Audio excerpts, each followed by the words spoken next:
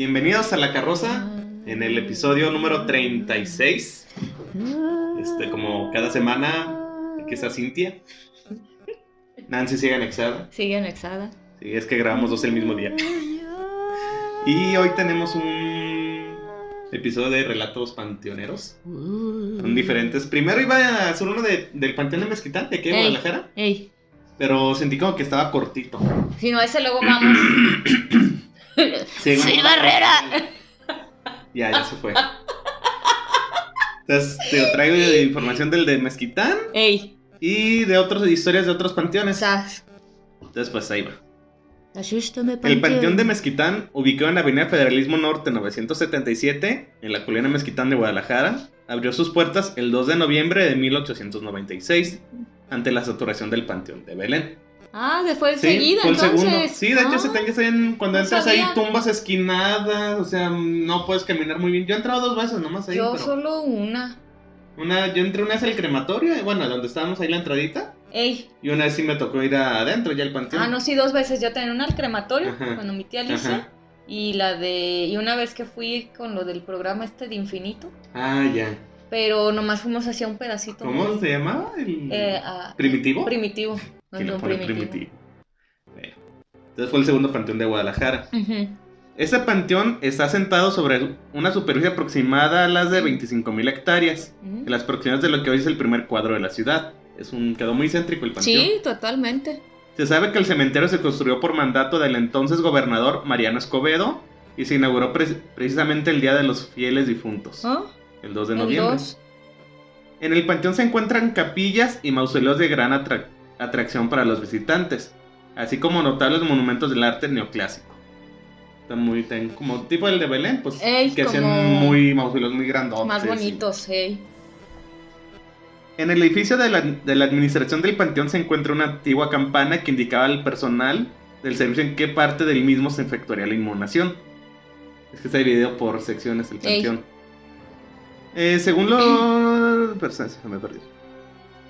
Según los redobles de la misma. O sea, si una campanada era tal sección, dos campanadas otra sección.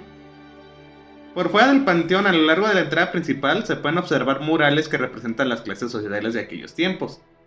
Bueno, ya todos grafiteados. Sí, ahorita son todos grafiteados. El casel de hielo forjado del Panteón de Mezquitán es de barrotes con pequeñas figuras de calaveras con huesos en formas de cruz. Ni me he fijado. Fíjate, yo no me había fijado en eso. No me he fijado. Y que botan, o sea, de que el panteón con calaveritas y... Cuenta con una sección francesa, una sección alemana, americana y nacional. Pues ya es que aquí hay un tiempo colonia americana. Todavía pues, pero era porque habían puro... Cerca del área francesa se observa un obelisco a los soldados que estuvieron en la ciudad en fechas anteriores a la apertura del panteón. Y uno de los cruces principales que se limita de los lotes que están en criptas. Se erigió un gran monumento en forma de capilla cuyos nichos guardan los restos del señor Jesús Flores, quien fuera propietario de la legendaria Casa de los Perros. Al que le tienes que ir a rezar, ¿no? Sí, para que te dé las escrituras. Situada por la avenida Alcalde en el centro de la ciudad. Así como de personajes históricos de la ciudad como Esteban Loera o el mausoleo de Miguel Campos Cunhart. Y más personajes célebres. Tan célebres que no sé quiénes son. Asimismo destaca la tumba del primer morador del Panteón de Mezquitán, el alemán que llevó en vida el nombre de Adolf Hitler. Sí, terminó acá, ¿no? Pues bien que se fue a Argentina, pero pues sabe. En cuya inscripción se lee que nació el 29 de julio de 1861 y murió el 31 de octubre de 1896. El renombrado boticario se había establecido en esta ciudad en el año del 53. La historia nos cuenta cómo un enterrador se encontraba sumamente consternado. O sea, que es un poquito ya las historias, las leyendas. Perdón. Se encontraba un poco consternado por todas las deudas que pasaba sobre sus espaldas. Por más esfuerzos que realizó, no pudo ni siquiera cubrir ni los intereses. Por su cabeza solo pasaba la idea de ser encarcelado por el incumplimiento de los pagos. Como yo. Cuando fue le interrumpió por la voz de su jefe, que le ordenó que presentarse para atender un funeral. Con desgano se dirigió al punto donde los dolientes daban el último adiós a una mujer perteneciente a la clase alta de la sociedad. Ay, cabrón, tengo que hacer mi trabajo. ¿Por qué me molesta? de la sociedad. El ataúd estaba abierto y al llegar pudo observar una gran cantidad de joyas que adornaba el cuerpo de la difunta. Ándale. Y es que dicen que ya no los deben de enterrar con cosas así, que porque como que los atas a la... ¿A qué?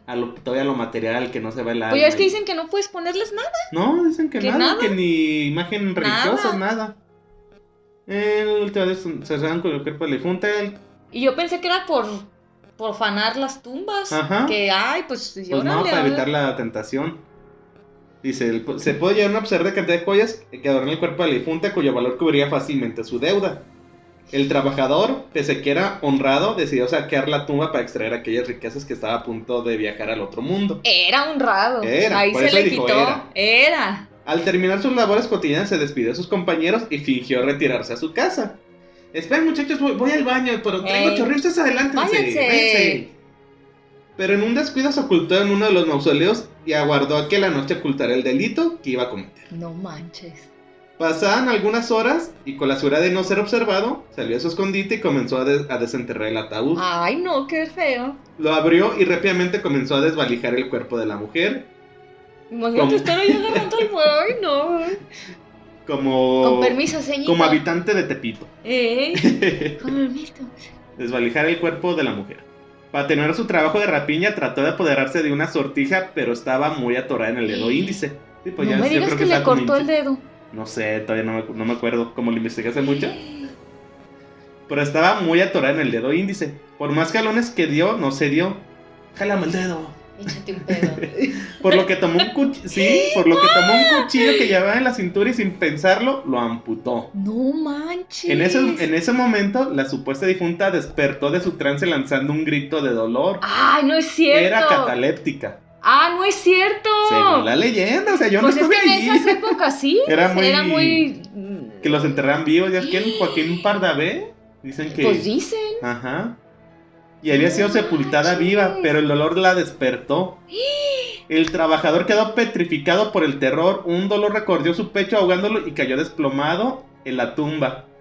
Un ataque cardíaco terminó con la vida del sepulturero. ¿Y ella? Pues ahí quedó. O sea, ahí yo creo que se despertó, ¿También le dio un ataque? ¡Ey, mi dedo! ¡No manches! Esa es una de las que dicen que cuentan de ahí del panteón. Ah, está chida. Esa es otra, la entuladita de Mezquitán. Ay, entuladita. Margarita de Rojas era una joven bella a la que la vida le pareció una fiesta. Nació en el seno de una adinerada familia que le incluyó... ¡Ay! Ya se fue. Otra vez. No, ahí viene otra vez. que le inculcó los valores de los años del porfirianos. Porfiriato. Del porfiriano. Porfiriato. Aquí dice porfirianos. Pero sí, son los valores del porfiriano. Margarita gustaba salir todas las tardes a pasear en la plaza de armas y divertirse los fines de semana en las tertulias de los conocidos de su familia. Aunque no le faltaban miradores, ella los ignoraba, ya que era lesbiana. No sé qué. Ya que a su parecer no había alguno que hiciera florecer dentro de su espíritu la semilla del amor. Ay. Una tarde de agosto conoció a Raúl Trinidad. Raúl. Un modesto tapatío que descendía de judíos conservadores en la colonia. Al observarlo quedó prendada de su amabilidad y lenguaje poético. Ándale. Comenzaron a verse con frecuencia y no faltaban pretextos para intercambiar epístolas. Como cartitas, ¿no? Pues así. ¿Sí? Te cambio la de Porfirio Díaz. No, de esas son otras, ¿verdad? De epístolas. Que más tarde les hicieron enamorarse. Cosa que los padres de Margarita no veían con buenos ojos. Ya que los antecedentes de la familia del pretendiente no les simpatizaban. El señor de Rojas le advirtió a Margarita que cortara cualquier relación con Raúl, ya que pensaba que tenía que desposarse con un caballero potentado y de raigambre católica. No sé qué sea. Porque era judío, ¿no? Sí, era judío. Margarita lo pensó varias noches antes de comunicarse con su padre la decisión. No dejaría a su amado. Dijo, nada, me vale. Me vale y yo aquí ando. Ni los ruegos de su madre ni las amenazas de su padre la persuadieron, ya que por dentro sí sentía que con Trinidad encontraría el camino de la dicha. El señor Rojas no tuvo otra alternativa. Mandó llamar a Raúl y le explicó que en vista de que nada podía hacerlo olvidar aquel idilio, que para él era desfavorable. Daría formal consentimiento a la boda, a condición de que reuniera cierto capital que le permitiera ofrecerle a su hija la vida a la que estaba acostumbrada. O sea, sí, te dejo casarte, pero primero... Pero órale. Tanto. Tu dinerito. Raúl quedó convencido y partió hacia la Ciudad de México, a donde lo esperaba un tío lejano para que administrara algunos comercios. No sin asegurarle a su amada que volvería en un plazo de 6 meses, para iniciar la vida conyugal sin desasosiegos. Pasaron algunas semanas y las cartas que consolaban a Margarita dejaron de llegar. Ándale. Dejándola sumida en una incertidumbre. Poco después recibió la visita de un hombre maduro que dijo ser el tío de Raúl, con la noticia de que había sucumbido a la viruela del 2 de noviembre.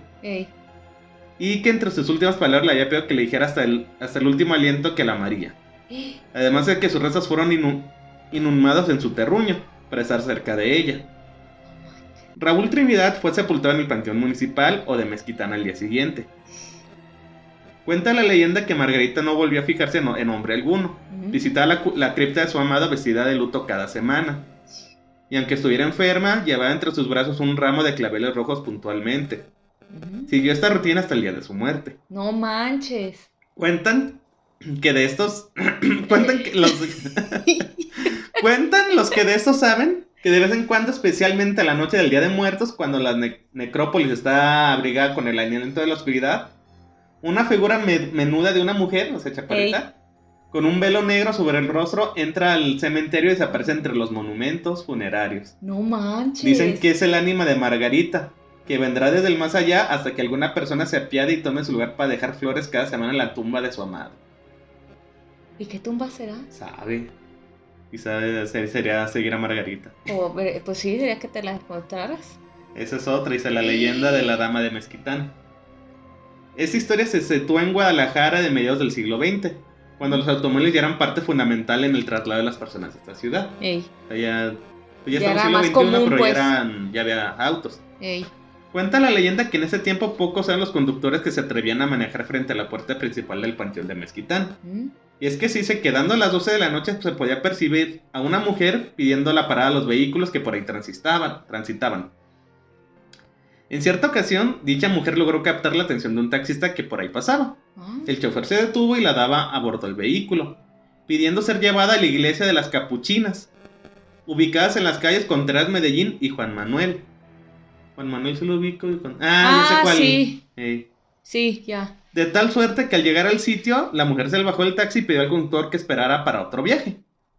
Aseguró que no tardaría y pero eso era en la noche, ¿no? Sí, era en la noche, o sea, aquí espérame tantito y ahorita salgo porque tengo que ir todavía a otro lado. Después de 15 minutos la mujer salió de la iglesia y de nueva cuenta subió al taxi. Pidió al chofer que le llegara al lugar donde la había recogido, o sea, tras el panteón. Y el taxista comenzó el viaje de regreso. Una vez que llegaron a su destino, la mujer bajó del coche y comentó al chofer que no traía dinero. Pero le dejó al taxista un papel con la dirección de una vivienda donde aseguró que ahí le pagarían por el servicio. Acto seguido, el taxista se fue al domicilio. Y dice que la muchacha esta se metió al panteón. Dice, acto seguido caminó hacia el interior del panteón y desapareció. O sea, yo creo que ya entre lo oscuro pues se dejó de ver. El conductor del taxi quedó paralizado y lleno de asombro por lo que había sucedido. Rápidamente arrancó y se alejó del lugar. Pasados los días, encontró el papel con la dirección que le había dado la dama en el cementerio y decidió ir al lugar para cobrar el servicio que había prestado. Pues ya el fin de quincena, la gasolina está cara. Al llegar, tocó la puerta y fue recibido por una señorita a quien le narró lo que había ocurrido noches atrás. La señorita que le atendía al escuchar la historia se desmayó de la impresión. Al volver en sí, comentó al taxista que la mujer que había prestado el servicio era su madre, quien había fallecido hace 10 años atrás. Explicó que ella era una mujer muy dada a la fe y a hacer mandas, por lo que seguramente murió debiendo alguna. Por tal motivo, no había podido descansar en paz. Y ya dice que aquí ofreció pagar por el servicio del taxista, pero desconcertado y pensativo se negó a aceptar el dinero. Abordó su vehículo y se alejó asustado y pensativo por todo lo que había vivido. Cabe mencionar que esta leyenda ha sido difundida durante muchos años. Si conoces el panteón de Mezquitán, algunas otras leyendas referentes a copy-paste.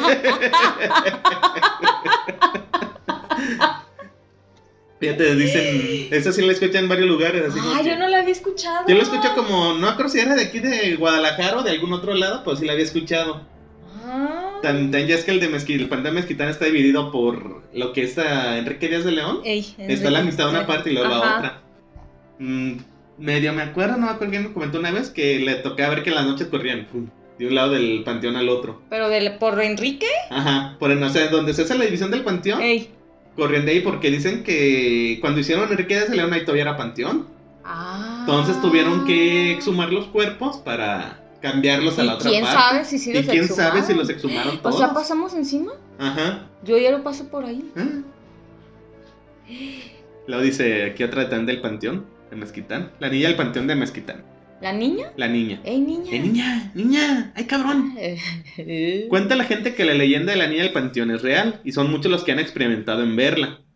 Cada que van a visitar a sus difuntos, todo eso es una de las tantas historias que se escuchan en la capital de Jalisco, Guadalajara. Se dice que todo empezó en los años 30, cuando una familia acaudalada, esos ricos no tienen... Puro rico, Sí, pues que eran... Y no descansan, pues puro muerto, ¿qué andaba? Trágico y... María, cuida a la niña, pues María se descuidó. Paulette. Lo de una familia acaudalada. Fue el entierro de un familiar y llevando a la niña no más de 7 años de edad. Y contra los consejos de muchos amigos y familiares, la llevaron para que supiera que la muerte era parte de la vida. O sea, como que, oye, pues no lleves a la niña. No, pues que vaya aprendiendo. Así entre llantos y lamentos por la pérdida de la persona se fueron retirando las personas, hasta que la familia llegó a su hogar. En ningún momento se dieron cuenta que les faltaba, que algo les faltaba. Y no era otra cosa que la pequeña Irene, que se había quedado en el panteón. Imagínate. Cuando llegaron se fueron al panteón a buscarla, pero nunca dieron con ella. Tenían esperanza que se hubiera ido con algún pariente o con algún buen samaritano. Lo hubiera encontrado y llevándolas a las autoridades. Lo que nunca pasó. Así pasaron los días, las semanas y los meses, hasta que la dieron por perdida a la pequeña. Lo que nunca supieron hasta después de unos años es que la niña se había tropezado. Y cuando estaba bajando el ataúd del difunto, se había ido a enterrar muriéndose en el acto por un golpe en la cabeza. O sea, como que al parecer se cayó y iba cayendo tan en el ataúd y no se dieron cuenta. No manches. Por lo menos así la entendí. Se me movió todo. No manches, qué feo, imagínate. Sí. Dice que Vale, para que conozcas la muerte de una vez y aquí te quedes. Sí, o sea, sí da a entender como que cuando iban bajando el ataúd, yo creo que se asomó, se cayó y nadie se dio cuenta. Quedó abajo del ataúd. Solo se dieron cuenta cuando fueron a enterrar al cónyuge de la persona. Y al juntar los rezos salieron los de la niña, que había muerto por la caída. ¡Y qué feo! Desde ese día, en esa tumba, se apareció una niña, que con todos quiere jugar. Si les dejas juguetes, estos a los días desaparecen. Y se sabe que las personas que se trata de un espíritu de Irene que aún no encuentra el descanso de su alma. O sea, como la de Nachito. La gente asegura que la pequeña pide a la gente que juegue con ella. Y que cuando le preguntan si está extraviada, desaparece inmediatamente. Los vigilantes dicen que la gente suele llevarse juguetes y hasta dulces, los cuales desaparecen rápidamente. Perdón, suelen dejarle. ¿Pero sabe dónde los dejarán? Sería preguntar. Pues será preguntar y a ver. Muchos visitantes aseguran que han topado, que esa es otra. Dice, ahí mismo panteón, eso ya son como un poquito más cortas. Dice que muchos visitantes aseguran que se han topado con un anciano que les ofrece llevar agua para sus tumbas. Pero el anciano nunca llega a dar el agua. Los árboles de la entrada... esa es otra. De hecho está... como la puse pegada. De hecho ahorita les voy a comentar algo de esta. Los árboles de la entrada de una pareja de amantes que como era común en esa época, los padres se ponían entonces, muy parecida pues a la todavía. Y deciden suicidarse, tipo Romeo y Julieta. Vale, pues. Pero no se les permite ser enterrados en el panteón porque el suicidio era mal visto. Y en ese entonces las personas que se suicidaban no se les permitía ser enterrados. Los familiares ¿Qué les hacían? Pues imagino que en los jardines o en las mismas casas. Aquí dicen que los familiares decían entonces enterrarlos en la entrada del panteón y poner 2 árboles, los cuales crecen y entrelazan sus ramas. Y cuenta la gente que ha llegado a tomar una foto y ver el rostro de las personas. Pero el otro día me acuerdo que pasé por ahí, volteé. ¿Ahí en la entrada principal? Sí, la principal. De hecho, sería la foto que son 2 árboles y hacen esto. Ahorita ya no están. ¿Ah, ya los quitaron? Sí, yo creo que se divorciaron. Se han de haber peleado o algo. Dijeron, ya, sí, córtala. No, ya no los vi, o sea, me vi la foto de cuando estaba investigando. Ey. Y ya cuando pasé ya no están. No estaban, yo creo que se sacaron. A lo mejor. Esa es otra que cuenta uno de los veladores de ahí. Ey. Dice que está un grupo de regidores haciendo una inspección al panteón. Y le pidieron a uno de los trabajadores del panteón que si les hacía el favor de tomarse una foto. A lo que el empleado accedió. Al revisar las fotos, salió una niña en el grupo. Yo creo que era la que Irene. Se fue a... Ajá. ¡Qué miedo! Esa estaba vestida con un ropón blanco. Y los regidores se asombraron preguntando de quién era la niña. Ya cuando vieron la foto, pues, ¿de quién la traía? Ajá. A lo que los mismos trabajadores dijeron que no había nadie más en el panteón más que ellos. Y bueno, aquí ya esas son todas las de Mezquitán. Ahorita ya son de otros lados. No manches. Dice la muñeca del panteón jalapeño en Veracruz. Ay, jalapeño. En ese panteón... en ese panteón se cuenta la historia de una muñeca que cobra vida por las noches y cambia de posición. La muñeca forma parte de las decoraciones de una capilla que está al lado de una tumba, al parecer de una niña que murió en 1978. Los vigilantes cuentan que la muñeca nunca sale de la capilla, pero que todos los días cambia de posición. No O sea, siempre está ahí por la red, se la encuentra con el bracito así, luego así, volteada. Ay, no, qué miedo. A veces amanece con los brazos en alto, otra sentada y en algunas acostada. La muñeca lleva ahí ya 41 años. No y todavía manches. los familiares acuden año con año en determinadas fechas para limpiar la capilla, peinar y cambiarle la ropa a la muñeca. ¿En serio? A la difunta no le dejan flores, pero a la muñeca... Pero la muñeca es bien atendida. Aunque ya está como la Oyuki, que decían que se había metido La Kokuyi o Oyuki. Sí, ¿no? Bueno, que el ánima de la niña estaba... La del japonés, sí. La del pelo que le crece. Aunque ya está maltratada por el paso de los años, sigue acompañando a su compañerita de juego. No manches, qué miedo. Dice otra, eso ya es de otro panteón. El fantasma de Lady Helen, panteón inglés de Real Monte de Hidalgo. Ándale. El panteón inglés de Real Monte en el estado de Hidalgo lleva ese nombre porque ahí se encuentran enterrados ciudadanos británicos que habitaban en la región, debido a sus trabajos en las minas. Aquí es famosa la leyenda de una joven extranjera, rubia y de ojos azules, que en un mal español pide un ray. ¿Un ray? Un ray. La chica siempre aparece al anochecer en la carretera entre Pachuca y Real del Monte. Ah, entonces no se le apareció el de los cortes finos. En los pastes. Sí. Va pasando el camión de Pachuca. Oye, niña, pues súbela. Y al rato, ¡ay, la niña! ¡La niña! De repente pide al conductor que pare y la deje entrar al... Ah, no, a ver. Sí, o sea, ya cuando le dan el ray, cuando ya va arriba del carro, dice que de repente le pide al conductor que pare y la deje la entrada del panteón. Ándale. Luego, la fantasmal doncella atraviesa sus rejas cerradas. No manches, qué miedo. Los lugareños dicen que ella es Helen May Yori, cuya tumba se encuentra ahí, siendo incluso una de las más visitadas. Es una auténtica ánima en pena, debido a que su triste historia, su padre de origen inglés pretendía que se casara con un caballero británico de su misma clase. Pero Helen se había enamorado de un mexicano, lo que desencadenó la tragedia. Se dice que ante la negativa de su padre, la joven citó a su novio y que cuando estuvieron juntos, ella le disparó a su amado y luego se suicidó. Dije, cabrón, sí lo apunté bien, pero sí. Pobre el que... Él ha dicho, ¿yo qué culpa tengo? Que no me dejen andar contigo. Su padre, muy arrepentido, le mandó a construir una bellísima tumba de mármol italiano. El inglés dejó instrucciones para que a su muerte fueran enterrados atrás de la tumba de su amada hija. O sea, cuando yo me muere, me enterran allá atrás. Ajá. Sin embargo, antes de cumplir un año de enterrado, la lápida fue golpeada por un rayo. Lo que los lugareños creen que es un claro ejemplo de castigo divino. Este es Museo Panteón de San Fernando. Fernando. Uno de los más antiguos de la ciudad, ubicado en la colonia Guerrero, en la Ciudad de México. Es ejemplo del arte funerario, pues su arquitectura del siglo XIX hace gala de su rimbombante belleza. famoso como el presidente Benito Juárez y otros generales políticos y personajes relevantes descansan junto al resto de los pobladores comunes.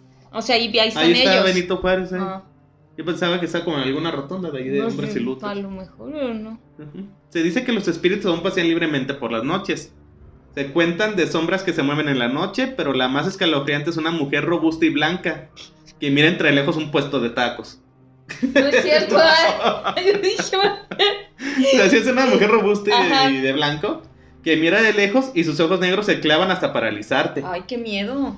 Ella se mantiene a lo lejos de pie, quieta, parada, rígida, hasta que su rostro se deforma en un grito y los ojos se hunden. ¡Qué Ay. miedo! Esfumándose con el silbido del viento. Ay, no, qué miedo. Podría ser el fantasma de Dolores Escalante, víctima de una epidemia de cólera que ronda aún sin encontrar su camino. Pues sí, era cólera. ¡Ah! No, otro cólera, ¿verdad? ¿Cómo? Los mañanos. Y dice que el último miércoles de cada mes hay visitas guiadas a las 7 horas. Ay, a las 19 horas. Hay que echarnos una vuelta. ¿Sí? Panteón General de Mérida. Este panteón pertenece a una antigua hacienda. Es impactante por sus calzadas y por su cantidad de esculturas de tipo neoclásico, gótico y griego que resguardan sus muros en forma de mausoleos y bóvedas, porque no ponen comas. Cientos de ángeles de todos los tamaños y posturas parecen mirar desde sus blancos y vacíos ojos. Ay, Un tal ángel. Ya es que, pues, es de Mérida. En sus muros se pueden mirar el paredón de fusilamiento de Felipe Carrillo Puerto, primer gobernador con políticas sociales en beneficio de los indios mayas de Yucatán. La historia que se cuentan proviene de los veladores, particularmente de la señora Hortensia. La señora Hortensia. Sí, se me resecó la garganta y luego Sí, salgo pues ya sí. de la señora Hortensia, vendedora de flores, quien en entrevista para Milenio relata: Una aprende a hacerse fuerte en los cementerios, y no lo digo solo por los fantasmas o la sugestión que da a las personas por andar en esos sitios, sino por los dramas que ocurren entre ellos familiares y las escenas tristes. Ella escéptica al principio comenzó a escuchar las historias que contaban en la zona. Una de ellas era la de un hacendado que rondaba el panteón vestido con su guayabera y sombrero, típicos de la región. Los hijos pelean aún por la herencia y dicen que eso no lo dejaba descansar. Ajá. Ella lo vio, notó que no caminaba porque se veía como de carne y hueso, pero al parecer estaba como volando bajo, levitando, hasta que desapareció. Ay, no, qué miedo. Su nombre se susurra bajito al viento: Arsenio Alonso. Así se llama el que vio. Luego el panteón de Sanctorum. Es también en Tacuba. Ah, sí. Ajá. Está raro. Ahí, está cortita. Dice: la entrada del panteón estaba sobre la calzada México-Tacuba. El Sanctorum es un panteón que era para la gente más pobre, porque en toda esa zona las personas que tenían un poco más de recursos económicos enterraban a sus difuntos en el panteón español o en el alemán. La historia más famosa de este recinto es la de los dos compadres. En esa área pegada al río San Joaquín hay una fosa donde dicen que en alguna ocasión, un día de muertos, se pelearon dos compadres por la comadre. ¡Válgame Dios! El esposo de la comadre cayó dentro de la fuente y murió ahogado. ¿En una fuente ahogado? Pues sí. Pues ha de haber sido una alberca. Ajá, andaba muy borracho. No se sabe si con el agua o con el alcohol que había ingerido. Yo dije, no manches. La fuente no es muy honda, pero se dice que por ahí que lo habían golpeado. Está como el Colmenares. Entre que el golpe, lo borracho y el otro compadre. Entonces había quedado sin sentido y con lo alcoholizado que estaba ahí, pues ahí quedó. El compadre, por su parte, se llevó a la viuda. Y por ahí cuentan que justamente el Día de Muertos, a partir de las 7 de la noche, sale el famoso compadre a tratar de buscar al otro que lo había sumergido en la fuente. O sea, sale a echar pedo. Ajá. O sea, aunque ya está muerta. Y se le vuelve otro. Oye, se vuelve a caer, se vuelve a morir y vuelve a iniciar. Eso haber sido por allá del 1930 o 28. Actualmente la fosa todavía existe. Es la que se encuentra exactamente al fondo. Y quien guste puede comprobar si realmente aparece el compadre en Día de Muertos. Imagínate. Ahí lo ves echando pedo. No, oiga, ya, usted ya fue hace tantos años, ya póngase. ¿Dónde está el compadre? ¿Sabe, vieja? Panteón Civil de Iztapalapa. De Iztapalapa. Para el mundo. Para el mundo. Esta es la historia de Juan, que era taxista de profesión y que le gustaba hacer la ronda de noche porque cuando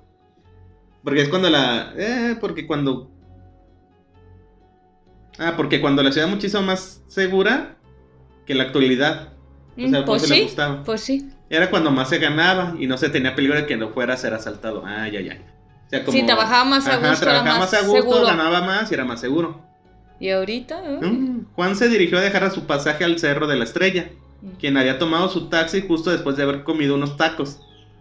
De regreso a su casa, pasando justo frente al Panteón Civil de Iztapalapa, su tripa lo obligó a parar el auto en seco, haciendo rechinar las llantas y saliendo desesperado del vehículo. Sí, o sea, iba al baño. Ya dije. Vio un trozo de barda del panteón, más bajo que los otros lados. Sacó un par de servilletas de la bolsa del panteón, cruzó como pudo aquella barda y no muy lejos del lugar vio un árbol grande donde se escondería perfectamente para poder hacer sus necesidades. ¡No es cierto! Ya en cuclillas se dio cuenta de lo que estaba haciendo. Es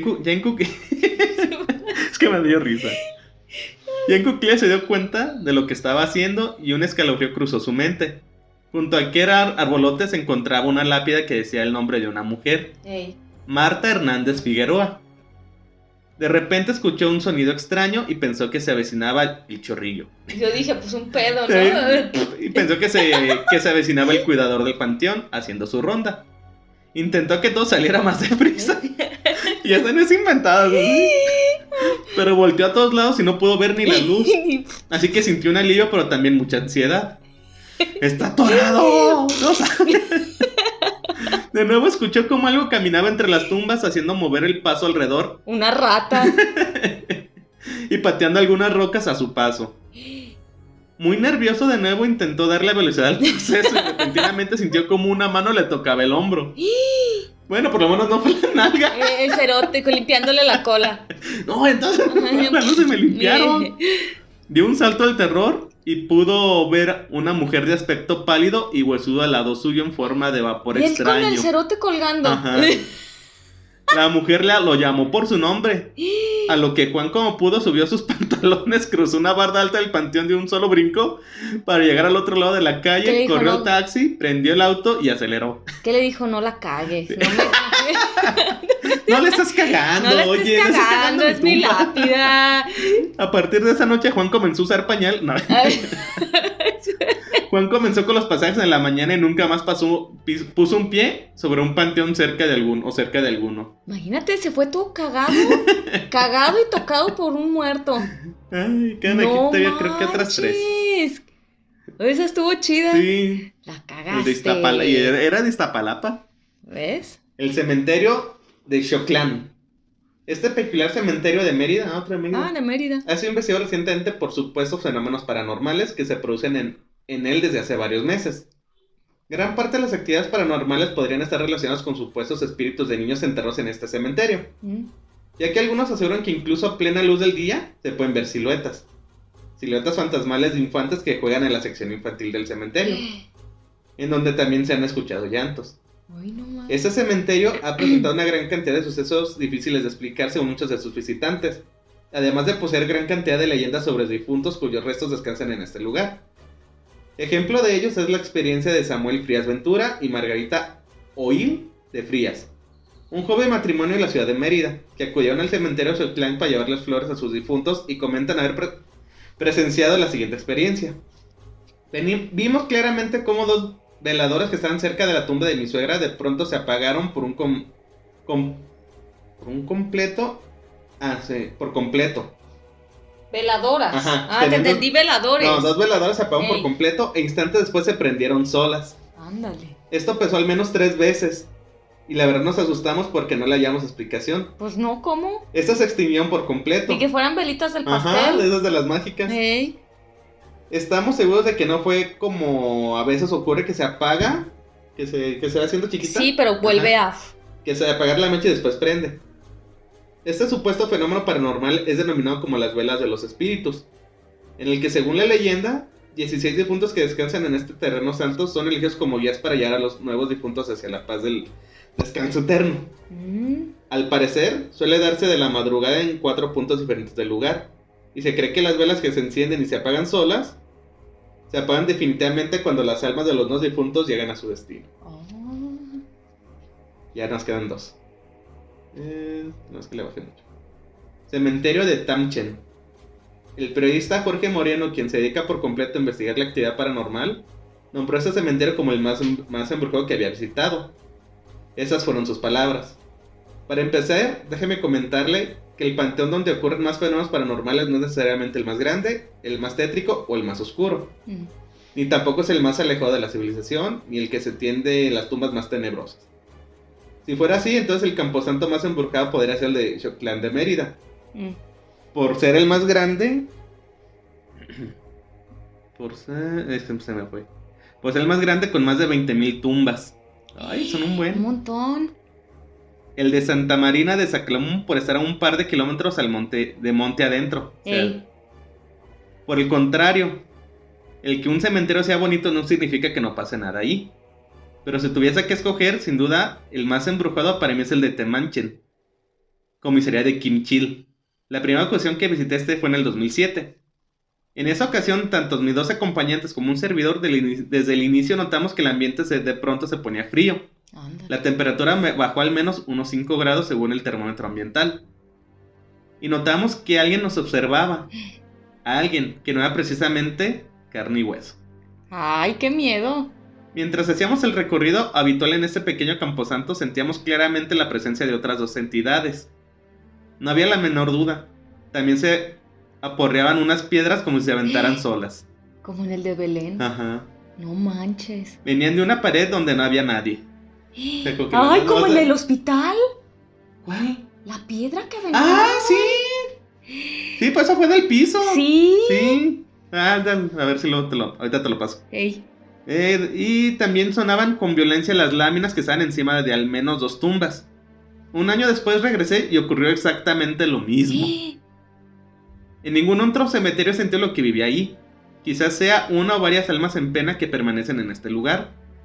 O bien que esporádicamente visitan este sitio. También. Me enteré que en este panteón, como en muchos otros, hacen brujería. Pero no sé si sea el motivo. También me dijeron que allí enterraban a un brujo muy poderoso. Que ahí están también los cuerpos de 5 personas que habían sido fusilados durante la guerra de casas. Y que hace 40 años, durante un pleito, una persona macheteó y dio muerte a su propio hijo. No puede ser que... ¡Ay! A su propio hijo, que no pudo resguardarse detrás de una de las tumbas, pues fue visto por su alcoholizado progenitor y asesino. O sea que el niño estaba allá atrás. ¡Qué horrible! Imagínate. Sí. Y bueno, este es... También dice Metro Panteones, no exactamente un cementerio, pero es... Si bien no es un panteón, es un lugar ubicado justo entre 4 panteones de la ciudad. Con razón, Metro Panteones. Ajá. Una de las estaciones con más historias en cuanto al fenómeno paranormal, donde conductores y trabajadores aseguran ver gente cayendo a las vías para luego desaparecer. Imagínate el estrés de... ¡Ay! Que como querer frenar hasta... Pues lo que pasó de México, dicen que ese conductor tuvo que ser por crisis porque un mes antes, cuando él iba manejando su tren... Lo de México que pasó apenas, lo que pasó apenas, se cayó. Lo de Olivas que se cayó. Que ese conductor, o sea, aparte de todo lo que le pasó de los 2, de que se caen, un mes atrás, cuando él va manejando el tren, se le aventó uno hacia las vías. Entonces, pues, se lo llevó. Entonces dice, pues, oye, ya en menos de un mes, 2 él sí está, o sea, él sí vivió la tragedia de... Sí. ¿Sabe qué va a pasar también ahí? Sí, ¿quién sabe si vaya a pasar algo así de paranormal, pues? Pues, ya van 26 muertos. Sí. Bien. Asimismo, gente lamentándose en las vías. Y no hay que olvidar la historia de la chica que trabajó en el metro durante los años 80. Una mujer que conducía el tren y en altas horas de la noche le tocó ver lo que sus compañeros le comentaron que sucedía en las estaciones de Panteones y Cuatro Caminos. Gente caminando en las vías del metro que busca seguir el lugar donde fueron enterrados. Como que yo creo que ahí era tipo aquí como en la calle esa de Enrique Díaz de León. Era panteón. Entonces como que pues a ver, ¿dónde está mi tumba? ¿Dónde quedó? ¡Ay, qué feo! Se dice que durante la construcción del metro encontraron tumbas y fueron removidas. Dice, con tantos panteones cerca no es difícil de creerlo. No man, sí, pues como dices, a lo mejor ahí todavía era terreno y como dices, pues se urbanizó y pues... lo sacaron. Ya nos quedan 2. Antiguo cementerio judío de Praga. Un cementerio en el barrio judío de Praga se ha hecho famoso desde hace mucho tiempo, en parte por las ideas conspiranoicas que rondan a su alrededor. pero también por lo particular que resulta frente a cualquier otro cementerio, pues a pesar de ser pequeño de tamaño, alberga más de 100,000 difuntos. Un montón. Y al ser tan chico, las tumbas comenzaron a aglomerarse, y parecía una imagen sacada de un libro de fantasía. Pero lo más interesante del cementerio es que también lo más escalofriante. Pues al haber con tantos difuntos de una manera tan poco cómoda, era normal que muchos de ellos comenzaran a aparecerse. Y es de lo que hay muchos rumores y leyendas, principalmente por los trabajadores del cementerio, quienes dicen a los turistas ya haberse acostumbrado, pues a pesar de ser comunes las apariciones, parecen que son benignas. O sea, pues los ven ahí, pero no pasa nada. Salí a estirar las piernas. Ya, con permiso, es que estamos bien apretados. Y ya el último cementerio de las brujas. Ándale. En Tennessee, Estados Unidos, está el que es uno de los cementerios más inquietantes que existen. Pues a pesar de ser pequeños, sus tumbas contienen cosas muy particulares, símbolos y signos ligados fuertemente con lo satánico y la brujería. El lugar de cruces tiene estrellas y pentagramas. En lugar de cruces, perdón. Tiene cruces y pentagramas. Y hasta el mismo lugar donde está erigido parece delatar su naturaleza de cementerio secreto. Pues yace en medio de un diminuto claro de un bosque. Muchos de los valientes que se han atrevido a visitarlo han dicho sentirse observados en todo momento. Y no debería ser para menos. Pues, ¿por qué mayores espíritus malignos en aquellos que en vida trataban con demonios? No, pues sí, con brujas. Ajá, y imagínate satánicos. qué miedo. Sí. Oye, pues según eso también hay una escuela, le estaba viendo el otro día, que escuela de brujas en la Ciudad de México. Que para que te aprendas a ser bruja. Ya sé aquí en el panteón, en el mercado de... ¿cómo Corona. se llama? ¿En el Corona? ¿Todavía habrá eso? ¿Todavía habrá? Pues creo que sí, creo que en el último piso está lo de santería. Pues vamos. Y arriba el registro civil. ¿Y ese registro? Ya ves ahí el registro civil, o sea, te hacen amarres y arriba registro civil. Primero frutas y verduras. Ajá. O sea, lo básico, ¿no? Ajá. Carnes. Santería registro y registro civil. Primero amarras abajo el haces el amarre y luego ya te subes a casarte. Hay que ir un día ahí a ver qué nos platican los santeros. Pues a ver estaría chido. Sí, porque lo que había pensado era como tener un día como el panteón de Mezquitán. Sí. Y a los de las florerías. Sí. Preguntarles a los trabajadores, Sí. Y a ver. Bueno. Sí. Sí, pues a ver si les traemos más. Por ahí vamos a ver, editar uno que todavía tenemos de exploración urbana. Ajá. Y ojalá pues podamos hacer pues en una chance algo más para que también vean algo diferente y les guste. Que tenemos que verlo porque yo nomás grabé, yo nomás grabado tengo más de 1 hora más lo tuyo. Pero, yo la verdad creo que va a haber mejor grabación de tu lado que del mío. Ok. Creo que no grabé muy bien, que digamos. Y la sombra esa que vieron, pero no la grabamos. Según yo la grabé y no se grabó, creo. Yo estaba en otro lugar, nomás cuando las escuché gritar. No, era un en vivo. Okay. Allá de estar. Bueno, pues los vemos en el próximo episodio. Hasta la próxima. Adiós. Phil Barrera.